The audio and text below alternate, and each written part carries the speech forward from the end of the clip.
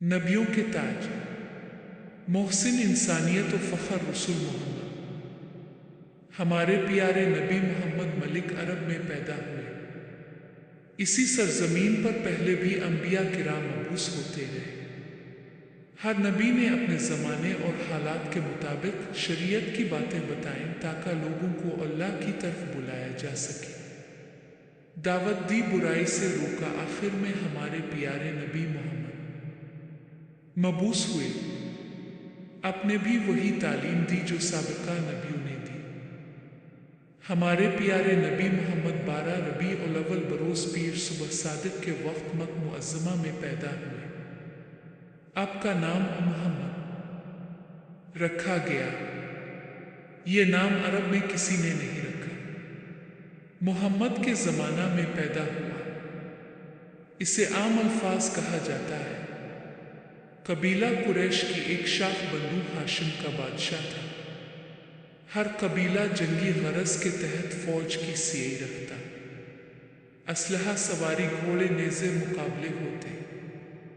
अरब में दस्तूर था कि बच्चा पैदा होते ही दाया के हवाले कर दिया जाता और वो अपने गांव ले जाकर अपनी इमरानी में परवरिश करती। ये खिली हवाएं परवरिश पाता, तंदुरुस्त तवाना रहता, साफ जुबान सीखता, जुबान में फसाहत व बलागत होती। चुनांचे रिवायती दस्तूर के मुताबिक मोहम्मद को हलीमा सदिया के हवाले किया गया।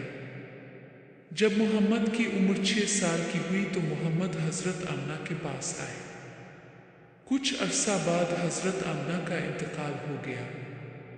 माँ की शफ़क़त से महरूम होने के बाद मोहम्मद के दादा अब्दुल मुत्तलिब ने परवरिश करने की जिम्मेदारी संभाली। अब्दुल मुत्तलिब मोहम्मद को बहुत मोहब्बत के साथ परवरिश करते। 2 साल के बाद उनकी वफ़ात हुई तो मोहम्मद के चचा अबू तालिब ने मोहम्मद को ले लिया। हर तरह से मोहम्मद का ख्याल रखा और मोहम्मद की निगरानी करते रहे। जब मोहम्मद कुछ बड़े हुए तो तिजारती सफ़र में अबू तालिब के साथ जाते थे। मोहम्मद भी तिजारत करते थे। चचा के काफिलों की रखवाली भी करते और चराई के लिए जंगल भी जाते। मोहम्मद ने अपने चचा अबू तालिब के साथ कम उम्र की तिजारती सफ़र के तजुर्बे फ़रोख्त के तरीक़े सीखे। सफ़र के दौरान बहुत से लोगों से मुलाकात हुई, उनसे बातचीत करने का मौका मिला।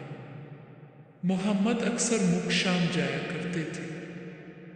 मक्का में एक खातून रहती थी, नाम खदीजा था।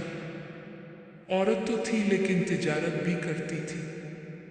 वो भी तिजारत करती थी और अपना माल मलिक शाम भेजती थी। हज़रत खज्जा मोहम्मद के बारे में अक्सर सुना करती थी कि मोहम्मद निहायत कामयाब ताजिर हैं और मोहम्मद की आला सिफ़ात और हसन अखलाक से भी वाकिफ़ थी। लोगों की ज़ुबान से ये सुनने के बाद कि मोहम्मद सादिक और अमीन हैं, लोगों को धोखा नहीं देते, हज़रत खज्जा ने फ़ैसला किया कि अपने कारोबार में मदद के लिए रास्तबाज और सच्चे आदमी से मिलना चाहिए, शायद वो कारोबार में मदद कर सके। उन्होंने मोहम्मद को पैगाम भेजा। मोहम्मद ने पैगाम कबूल किया। बीबी खज्जा के कहने पर बीबी खज्जा ने मोहम्मद को अर्ज़ किया कि मोहम्मद तिजारती माल ले जाकर फ़रोख्त करे, मुझे ऐसे शख्स की ज़रूरत है। मोहम्मद ने इस पेशकश को मंजूर कर लिया चूँकि तिजारत का माहिर था। शाम जाने के लिए तैयार रहकर हज़रत खज्जा ने अपना गुलाम मैसरा मोहम्मद की खिदमत के लिए हमरा कर दिया। काफिला रवाना हुआ, शाम के मुल्क की तरफ जा रहा है।